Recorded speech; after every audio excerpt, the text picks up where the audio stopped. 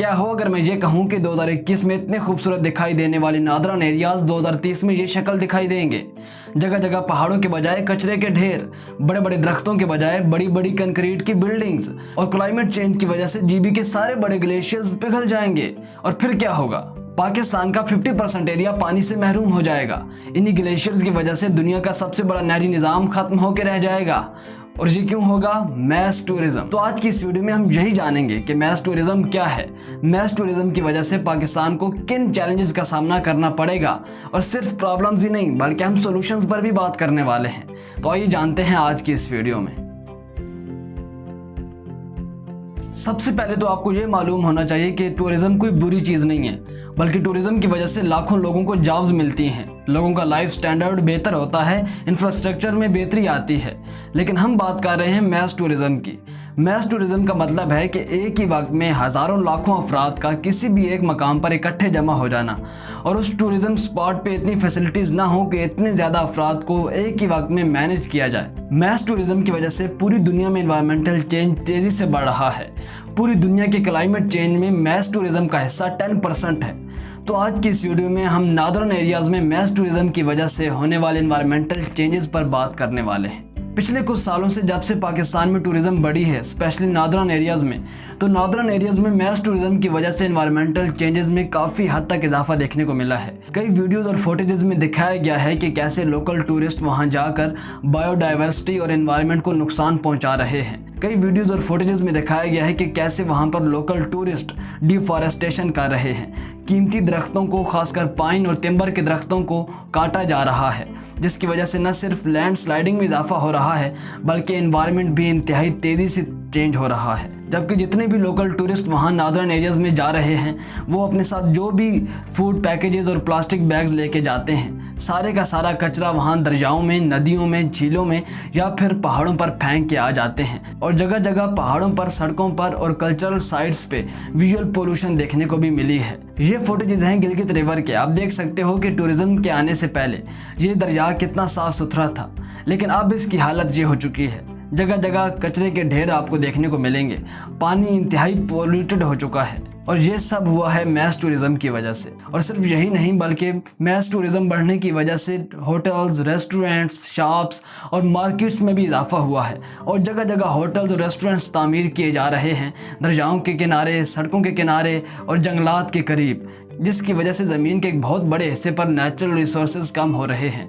दरख्तों की बड़े पैमाने पर कटाई की जा रही है, जबकि प्रॉपर सैनिटेशन सिस्टम ना होने की वजह से सारा कंस्ट्रक्शन का वेस्ट और सारी गंदगी दरियाओं में फेंकी जा रही है। एक रिपोर्ट के मुताबिक गिलगित सिटी में सिर्फ हर साल 20,000 टन कचरा इकट्ठा हो रहा है, जबकि उसको उठाने का और उसको ठिकाने लगाने का कोई सिस्टम मौजूद नहीं है। और इससे न सिर्फ पाकिस्तान में इन्वायरमेंटल चेंजेस बढ़ रही हैं बल्कि पाकिस्तान का इमेज भी मुतासिर हो रहा है, क्योंकि जो भी फॉरेन टूरिस्ट पाकिस्तान के विजिट पर आते हैं वो कई मरतबा अपनी व्लॉग्स और वीडियोस में पाकिस्तान में जगह जगह कचरे को दिखा चुके हैं, जो कि इंतहाई बुरा तासुर देता है, जिसकी वजह से फॉरेन टूरिस्ट की तादाद में इजाफा नहीं हो रहा। एक फेमस इंटरनेशनल व्लॉगर रोजी गैब्रियल ने तो अपनी एक पोस्ट में बाकायदा कचरे के बैग्स उठाकर ये बताया कि कैसे लोकल टूरिस्ट हुंजा की खूबसूरती को ख़राब कर रहे हैं। दोस्तों, जब हुंजा और दियामर में होने वाले एक सर्वे में लोकल टूरिस्ट से उनकी राय के बारे में पूछा गया तो उनमें 42% लोगों का ख्याल है कि इस रीजन में बायोडाइवर्सिटी और डिफॉरेस्टेशन की सबसे बड़ी वजह लोकल टूरिस्ट यानी कि पाकिस्तानी टूरिस्ट हैं, जबकि 14% के ख्याल में एयर और नॉइस पोल्यूशन और 39% के ख्याल में सॉलिड वेस्ट और प्लास्टिक बैग्स की जनरेशन मैस टूरिज्म की वजह से हो रही है। दोस्तों, गिलगित बल्तिस्तान में दुनिया के सबसे बड़े नॉन पोलर ग्लेशियर्स पाए जाते हैं, लेकिन इसके बावजूद पूरे गिलगित रीजन में सिर्फ 10% लोगों को ही साफ पानी मिल पाता है और 90% लोग गंदा पानी पीने पर मजबूर हैं। और उसकी सबसे बड़ी वजह यह है कि पाकिस्तान से जाने वाले लोकल टूरिस्ट अपना सारा कचरा, प्लास्टिक बैग्स, फूड वेस्ट दरियाओं, झीलों और नदियों में फेंक देते हैं। हालांकि उनमें मेजॉरिटी उन पढ़े लिखे लोगों की है जो कि कचरे के नुकसानात और प्लास्टिक वेस्ट की वजह से होने वाली इन्वायरमेंटल चेंजेस के बारे में जानते हैं। और दूसरी बड़ी रीज़न ये है कि जितने भी होटल्स, रेस्टोरेंट्स और अकोमोडेशन के लिए कंस्ट्रक्शन हो रही है उनमें ज़्यादातर कस्टमर्स को अच्छा व्यू दिखाने के लिए दरियाओं, झीलों और नदियों के करीब बन रहे हैं, जिसकी वजह से ये अपना सारा सीवेज, प्लास्टिक और फूड वेस्ट इन्हीं दरियाओं, झीलों और नदियों में छोड़ देते हैं, जिसकी वजह से गिलगित बल्तिस्तान में गंदा पानी पीने की वजह से बीमारियों में इंतहाई तेज़ी से इजाफा हो रहा है।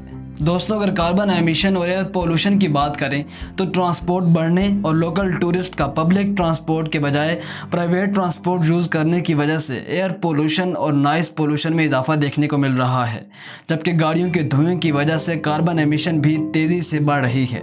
याद रहे, पूरी दुनिया में ग्लोबल वार्मिंग की सबसे अहम वजह कार्बन का अखराज है, जिसकी वजह से पाकिस्तान के ग्लेशियर्स अब बहुत तेज़ी से पिघलना शुरू हो गए हैं और अगर ये इसी तरह पिघलते रहे तो पाकिस्तान 2025 तक पानी की किल्लत का शिकार हो सकता है। तो दोस्तों, आप देख सकते हो पाकिस्तान में मैस टूरिज्म की वजह से न सिर्फ पाकिस्तान की खूबसूरती और माहौल मुतासर हो रहा है, बल्कि पोल्यूशन बढ़ने की वजह से पाकिस्तान को खुराक और पानी की किल्लत का भी सामना करना पड़ सकता है।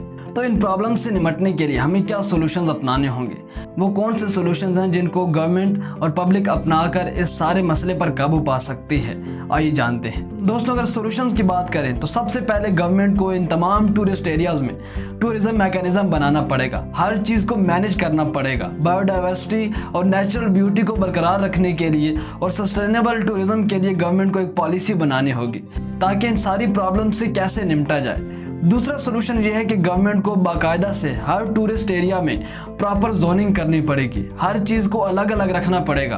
बायोडाइवर्सिटी और वाइल्ड लाइफ को बचाने के लिए एक अलग जोनिंग करनी पड़ेगी। होटल्स और रेस्टोरेंट्स को अलग रखना पड़ेगा। कमर्शियल एक्टिविटीज़ को अलग रखना पड़ेगा ताकि हर चीज़ पूरी अरेंजमेंट के साथ चल पाए। तीसरा सोल्यूशन ये है कि अगर गवर्नमेंट को मैस टूरिज्म से बचना है, लोगों के एक ही जगह पे हुजूम से बचना है और अपने रिसोर्सेज को अच्छे तरीके से मैनेज करना है, तो फिर गवर्नमेंट को सिर्फ माउंटेन टूरिज्म पर फोकस नहीं करना बल्कि रिलीजियस टूरिज्म पर भी फोकस करना है, हिस्टोरिकल और कल्चरल टूरिज्म पर भी फोकस करना है। और इस मुल्क में जो इतने खूबसूरत बीचेस हैं, खासकर बलोचिस्तान और कराची के, उनकी तरफ भी गवर्नमेंट को टूरिस्ट की तवज्जो मरकूज करनी होगी ताकि मैस टूरिज्म से बचा जाए।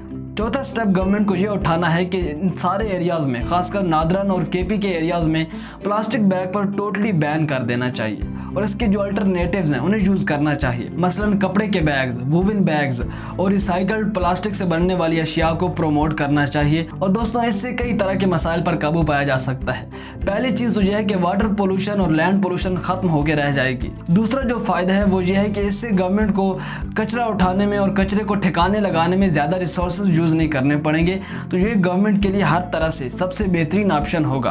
तो इन चीज़ों को इम्प्लीमेंट करने के लिए गवर्नमेंट को जल्द अज जल्द इनिशिएटिव्स उठाने होंगे। तबकि दोस्तों, सस्टेनेबल टूरिज्म के लिए और अपने आने वाली नस्लों तक टूरिज्म को पहुंचाने के लिए और अपनी नेचुरल ब्यूटी को बरकरार रखने के लिए हमें आम आवाम को भी कुछ स्टेप्स लेना होंगे। सबसे पहले तो हम जब भी टूरिस्ट एरियाज में जाते हैं, हमें चाहिए कि प्लास्टिक बैग से टोटली इज्तनाब करें। अगर प्लास्टिक बैग्स लेके जाते हैं, फूड पैकेजेस लेके जाते हैं, तो उन्हें बजाय ये कि पहाड़ों पर, सड़कों पर या दरियाओं में फेंकें, उन्हें डस्टबिन में फेंकना चाहिए ताकि इससे पोल्यूशन और जो गंदगी फैलती है हर तरफ, उससे बचा जाए।